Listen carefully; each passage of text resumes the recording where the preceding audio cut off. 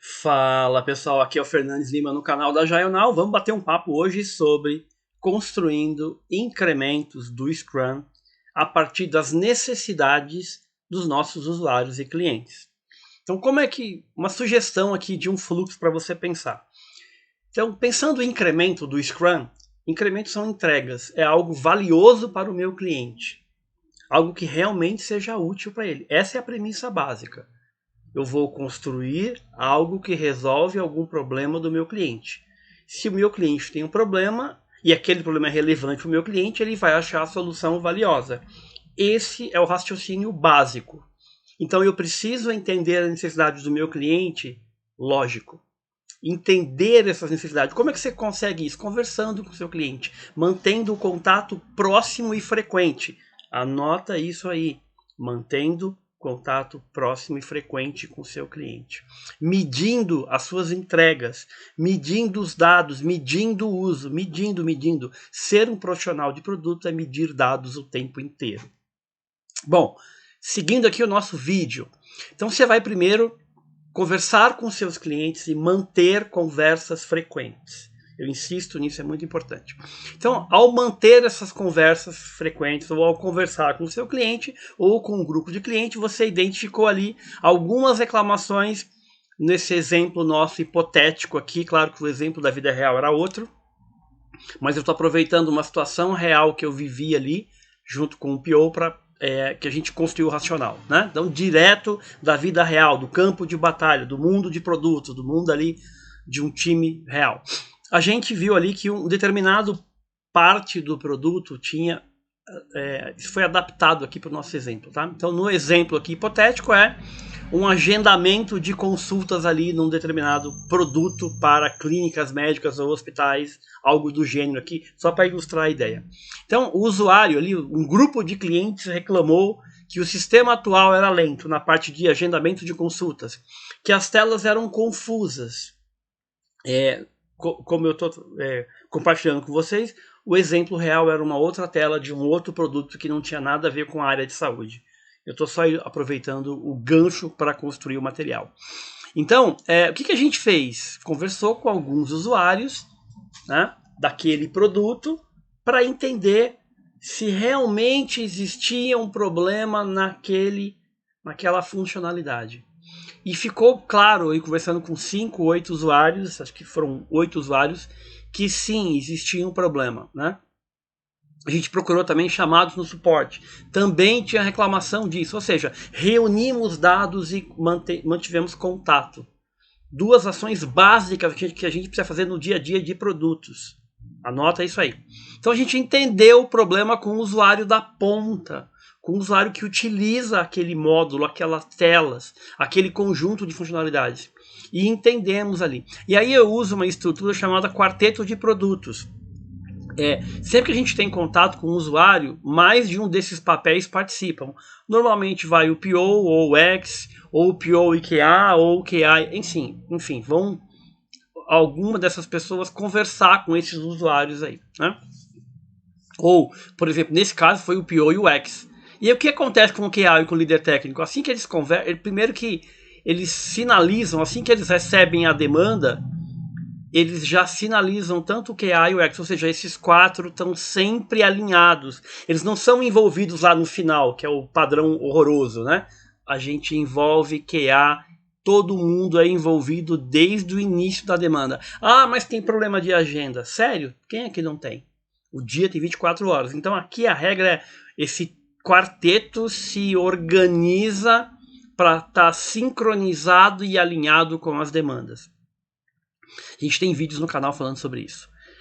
Bom, sobre o quarteto de produtos aí, que é o formato que eu gosto de utilizar, que é muito eficiente e mantém um alinhamento e cria uma solução muito mais aderente. Bom, entendi o problema, identificamos o problema e vimos que ele é realmente relevante para os usuários, que ele incomoda, pegamos dados do suporte, ou seja, números são importantes, né?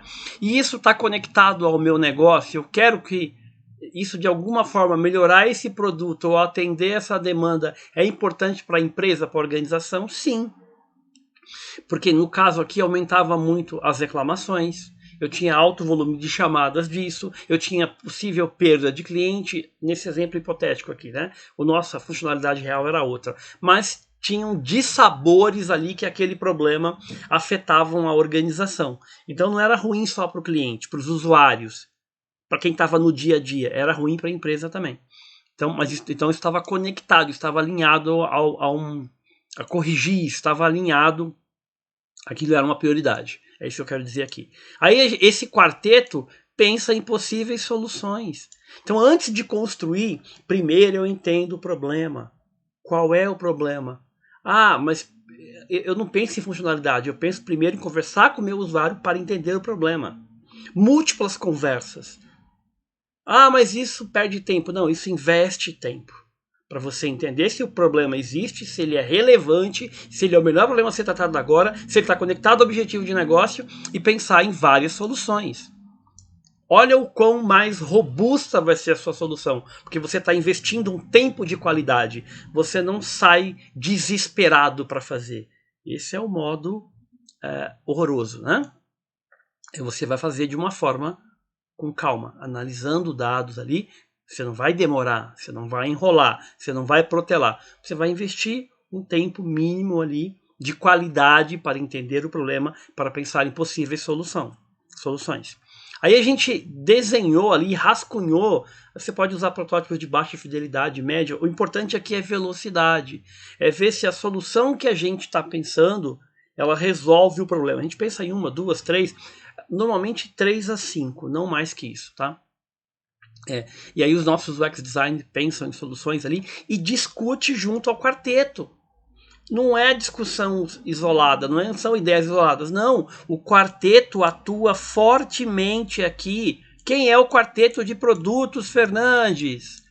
PO, QA, UX e líder técnico, sincronizados, sintonizados, alinhamento brutal, comunicação o tempo inteiro, cobrindo diferentes perspectivas do problema e da solução.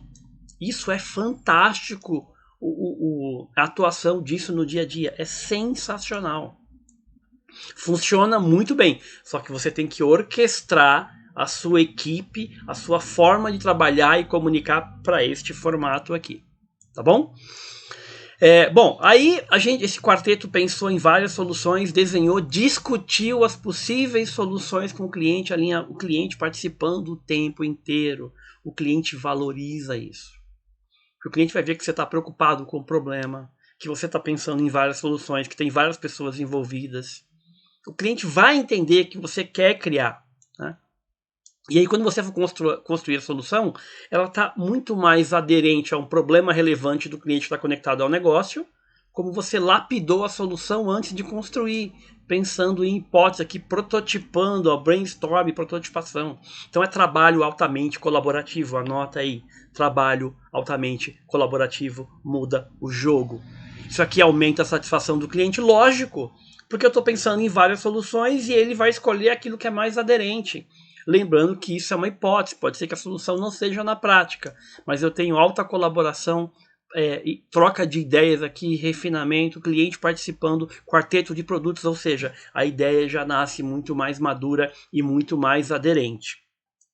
Aí é escolhida uma das hipóteses, é construída essa hipótese. E aí pode ser que isso demore 1, 2, 3, 4 sprints, eu quebro em incrementos. Só que à medida que eu construir a hipótese de solução, e eu quebro ela em vários incrementos, olha, o cliente tem contato com todas elas. O incremento é uma entrega valiosa, potencialmente valiosa, útil, verdadeiramente útil. Então o cliente tem que ter contato, o usuário, com o incremento, é lógico, é claro. Então, por favor, leia o Scrum Guide.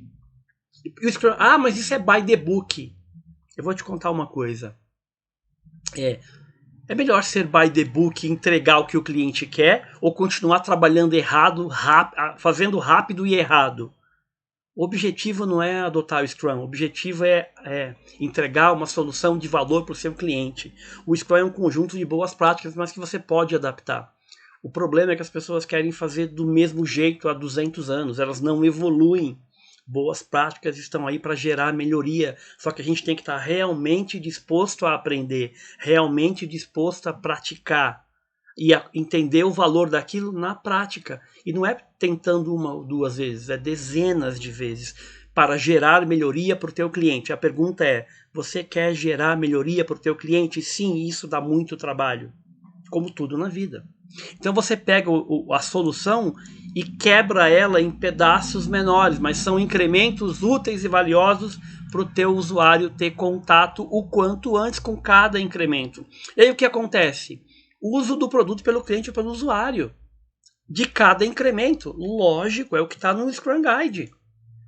Ah, mas isso é ser by the book. Eu nem me atento mais a isso, que esse tipo de desculpa, né? O importante para mim é satisfazer o cliente, é entregar uma solução que seja aderente, que o cliente fique satisfeito, que facilite a vida dele, uma solução que seja fácil de usar, fácil de aprender, que tenha uma ótima usabilidade. Ah, mas eu vou ter que ter o UX? É lógico, um produto digital precisa ter o UX, é lógico, para pensar na experiência. Então, essa é a minha preocupação, entregar algo que seja relevante para o meu cliente e traga retorno para a organização. É fácil? Lógico que não. Quando você usa esse ciclo, você está coletando feedback, está tendo aprendizado sobre o produto, o cliente está aprendendo mais, você está aprendendo mais sobre o cliente, ou seja, é uma relação ganha-ganha, é uma relação ganha-ganha, onde o teu objetivo é satisfazer o cliente com entrega adiantada, um modelo colaborativo. É simples assim. Só que você precisa orquestrar as suas entregas, a sua forma de comunicação, a forma de trabalhar para este formato. É isso. E aqui eu trago duas leituras para você que vão ajudar você a entender melhor esse formato de trabalho altamente colaborativo de entregar valor para o cliente com um ciclo rápido. É isso que eu estou falando. O Scrum, gestão de produtos, uma dica de livro sensacional, e o Extreme Programming. Então são duas dicas de leitura muito bacana para ajudar você a entender melhor tudo isso que eu falei. Existe uma teoria aqui que está nesses dois livros. Eu não inventei nada. Inclusive o Scrum, quando eu gravo esse vídeo, fez 30 anos, ou seja, não é uma forma nova. Só que as pessoas precisam estar realmente dispostas a mudar a sua forma de trabalhar. E não trabalhar do mesmo jeito há séculos. A disposição real para quê? Para atender melhor o seu cliente. Não é para o Fernandes ter razão, é para você entregar valor rápido para o seu cliente. Espero que você goste desse vídeo e que ele gere boas reflexões e discussões no seu contexto e, claro, melhoria contínua. E o importante é impactar o seu cliente com entregas de valor.